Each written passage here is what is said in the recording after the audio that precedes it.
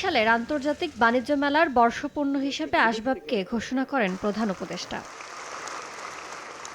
অভ্যন্তরীণ ও আন্তর্জাতিক বাজারে বাংলাদেশে পণ্যের হিস্যা বাড়াতে এমন উদ্যোগ নেওয়া হলেও রফতানি উন্নয়ন ব্যুরো ইপিবির তথ্য বলছে, প্রথম ৩ মাসে টানা বাড়ে এই খাতের রফতানি আয়। এরপরই পড়ে ছন্দপতনে, যে ধাক্কায় গত বছরের জানুয়ারি থেকে নভেম্বর সময়ে ১১ মাসের হিসাবে এবছর একই সময়ে আসবাবপত্র শিল্পের রফতানি আয় কমেছে ২% বেশি। উদ্যোক্তারা বলছেন, আন্তর্জাতিক অস্থিতিশীলতায় যেমন নেতিবাচক প্রভাব পড়েছে অভ্যন্তরীণ ব্যবসা বাণিজ্যে, তেমনি পড়েছে রফতানিতে। তবে নীতি সহায়তা দেওয়ার ক্ষেত্রে সরকারের বাধা দূর হওয়ায় শিগগিরই ঘুরে দাঁড়ানোর আশা তাদের।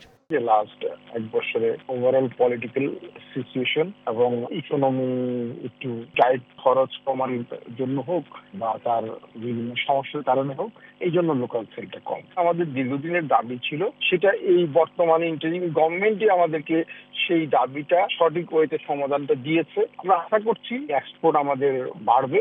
এ অবস্থায় বহুমুখী পণ্যের রফতানি বাজার ধরতে ব্র্যান্ডিং বাংলাদেশ প্রচারণা বাড়ানোর তাগিদ অর্থনীতিবিদদের। আসবাবপত্রে মূল্য সংযোজন অনেক বেশি এবং এটা একটা স্কিল ইন্টেন্সিভ প্রোডাক্ট। তো সেই হিসাবে আমি মনে করি যে এটা প্রচার প্রচারণা বাড়ানো দরকার। আর আমাদের নতুন নতুন বাজার এখানে বের করতে হবে খুঁজে, এবং আমাদের বায়ার খুঁজতে হবে। মাসিক হিসেবে চলতি বছর এ খাতে সবচেয়ে বেশি রফতানি আয় এসেছে মার্চে, $৫৪,৯০,০০০। এর আগে সবচেয়ে বেশি $৪৮,৩০,০০,০০০ এসেছিল বছরের শুরুর মাস জানুয়ারিতে।